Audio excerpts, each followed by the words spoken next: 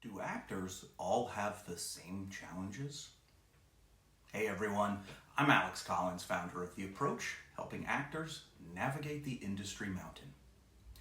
A few weeks ago, I asked you all to let me know what you felt like your number one challenge as an actor was. The responses were overwhelming, and I really am so appreciative of the vulnerability that you shared with me, taking the time to voice your concerns. And I'm going to try and address some of those recurring themes today. And there were recurring themes. So let's dive into it. Not booking. This was, quite understandably, a repeat theme from many of you. Now, for me, the response to this falls into two main categories: patience and package. If you're already getting plenty of auditions that are on brand for you and they're repeat auditions from the same casting directors over and over again, then you are doing the right things. You've heard that. Casting directors aren't just handing out auditions like Wonka golden tickets just to be kind or to fill up their roster spot or to find the next actor with the it factor. They just don't have the time. So while it is no magic bullet, this is about patience. If you want to satisfy your itch to act during these times of not booking, you need to create something yourself, or you need to perhaps do some quality theater. The second element is package.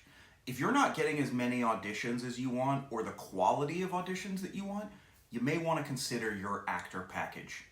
Are you actively and currently training? Are you training in the market in which you hope to work? If you're seeking auditions in the Atlanta market, for example, and you've never trained with Atlanta-based studios, you don't know the trends in this market, and you don't know how to audition for different casting offices, you could be at a disadvantage. When was the last time you shot headshots? Were they A+ competitive headshots then? What about your footage?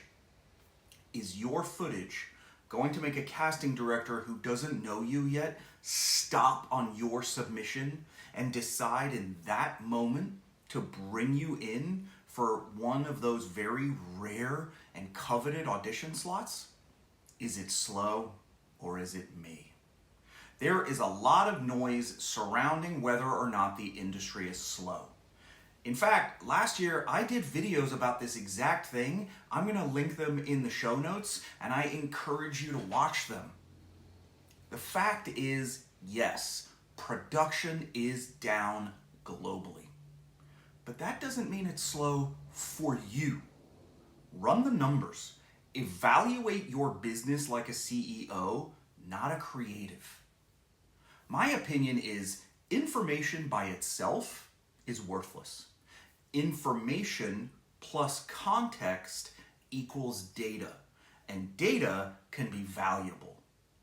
So from those videos that I'm sharing from 2025, I ran this mathematical exercise that I talk about with my 2025 mastermind group, and many of them were pleasantly surprised, and they figured out that they were A, busier than they thought they were, B, right around where they were supposed to be, numbers-wise, and C, they've been listening too much to all that external noise about how slow the industry is.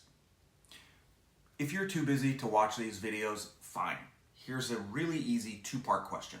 Number one, how many shows are shooting in your region that you are likely to audition for? Number two, have you booked all of the shows in your region? If your answer to number two is no, you still have opportunities.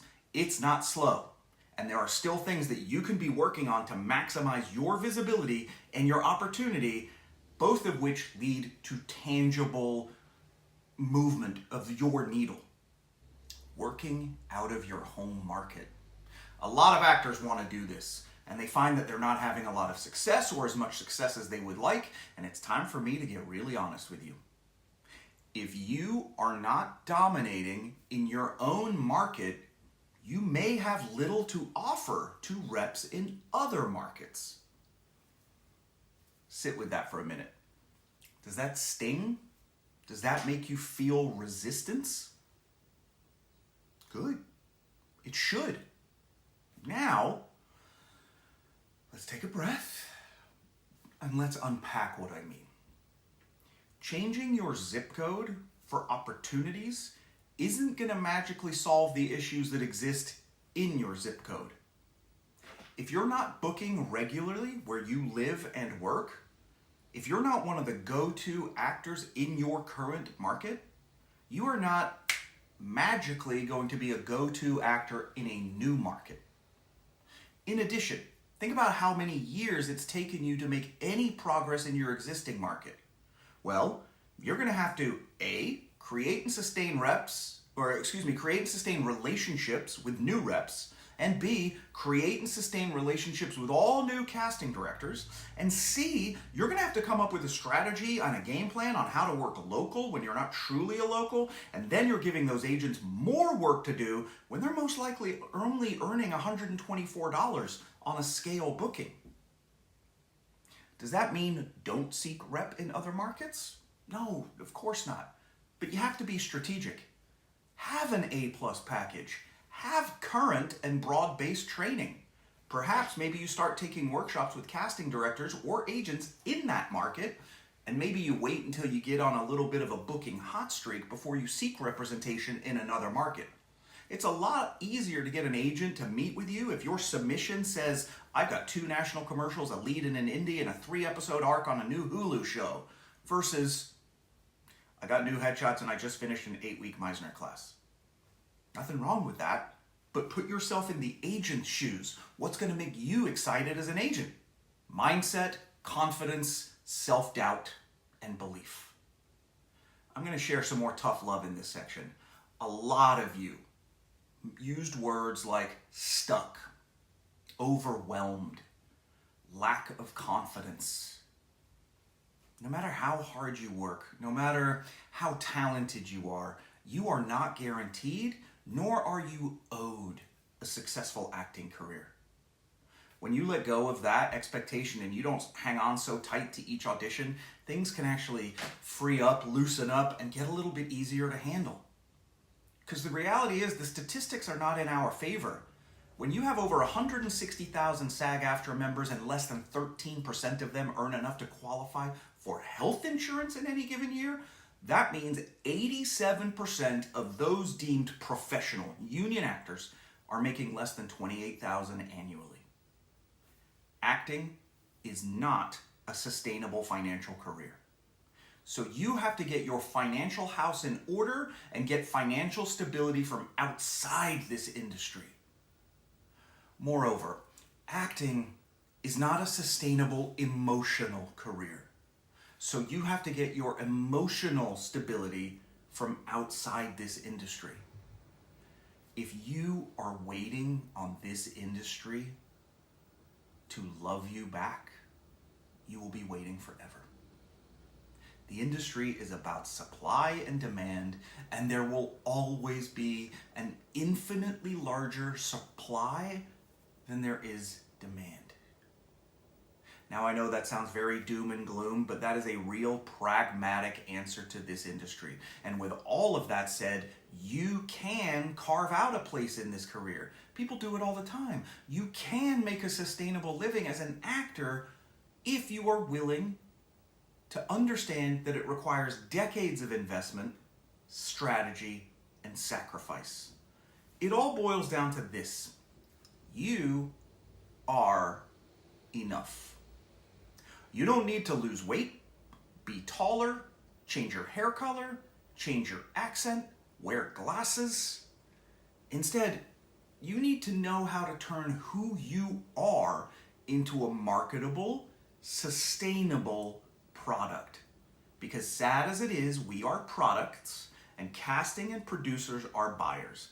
That is nothing new. You already know that deep down. But your self-doubt, insecurities, lack of confidence, and need for ongoing validation in this industry are costing you time and costing you money.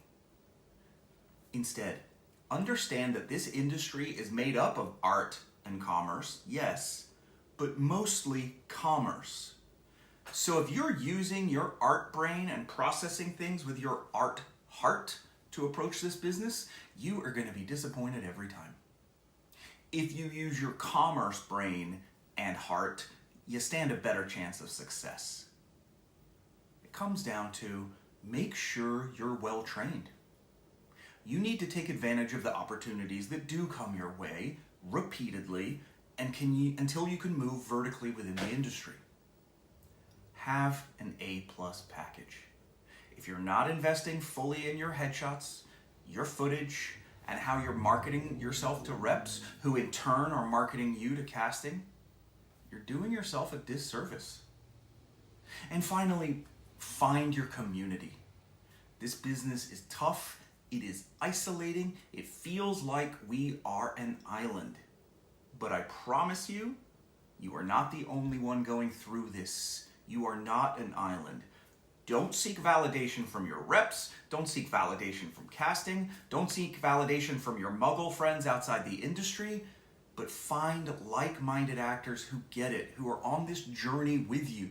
The road is long, but it is manageable. That is a lot to digest. I get it.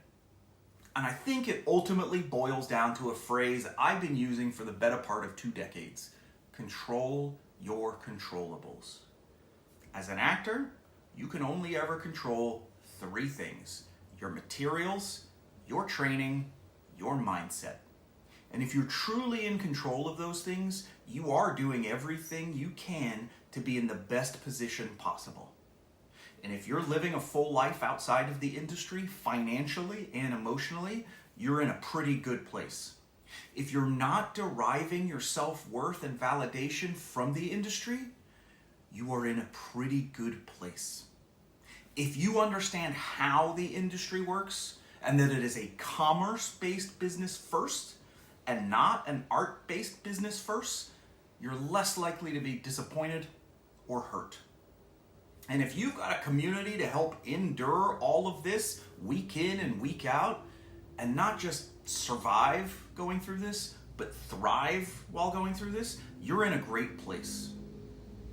If you're seeking a community, we're building one. The Basecamp community. We'd love to have you join us. If that's not for you or not for you right now, I understand. I'd be happy to point you in the direction of a few other actor communities that are great, and they might be a better fit for you. But you definitely need a community. Even after 26 years in this industry, I cannot do it alone. I need support, I need help, I need peers, I need mentors, I need a village. We're in this together. Hopefully this helped a little bit. And again, I really want to thank all of you who took the time to respond and convey your thoughts. That took bravery and vulnerability. And I promise you, you are not alone. I didn't share names today in the interest of confidentiality. But if you have any follow-up questions or follow-up thoughts, please let me know. I'm always available. Until the next time, take care.